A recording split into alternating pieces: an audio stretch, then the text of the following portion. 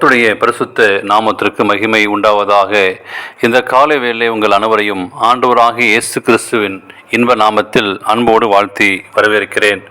1 கொரிந்தியர் 6ஆம் அதிகாரம் 7ஆம் வாக்கியம் சொல்கிறது, நீங்கள் அநியாயத்தை சகித்துக் கொள்கிறதில்லை, ஏன் நஷ்டத்தை பொறுத்துகிறதில்லை என்று சொல்லி பவுல் அங்கே கூறுகிறார்.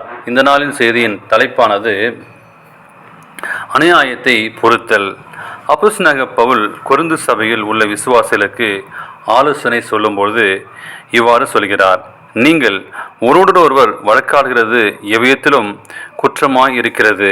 அப்படி செய்கிறதை விட நீங்கள் ஏன் அநியாயத்தை சகித்துக் கொள்கிறதில்லை, ஏன் நஷ்டத்தை பொறுத்துகிறீர்கள் என்று சொல்லி அங்கு பவுல் எழுதுகிறார்.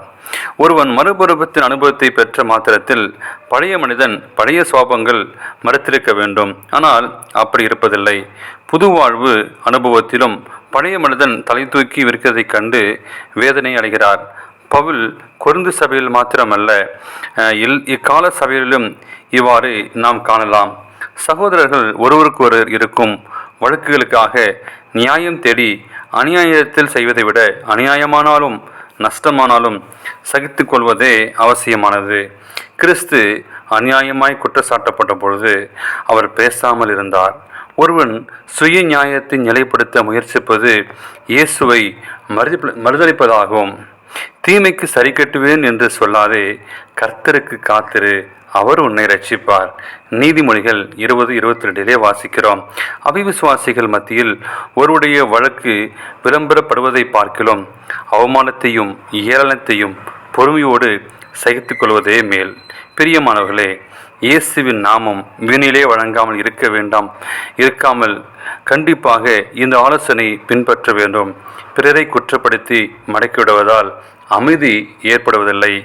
அமைதியின்மை தொடரும். ஒருவனுக்கு தீமைக்கு தீமை செய்யாதிருங்கள். உங்கள் சத்துரு பசியாயிருந்தால் அவனுக்கு போஜனம் கொடு, அவன் தாகமாயிருந்தால் அவனுக்கு பானம் கொடு. நீ இப்படி செய்வதனால் அக்கினி திரளை அவன் தலையில் குவிப்பாய். நீ தீமையினாலே வெல்லப்படாமல் தீமையை நன்மையினாலே வெல்லு என்று சொல்லி அப்போஸ்தலனாகிய பவுல் ரோமருக்கு எழுதுகிறார். இவ்வுலக நூல் ஒன்றிலும் கிடைக்காத இந்த உரிய ஆலோசனையை நாம் வாழ்வில் அபியாசித்து நாம் சுகமாய் வாழ்வோம்.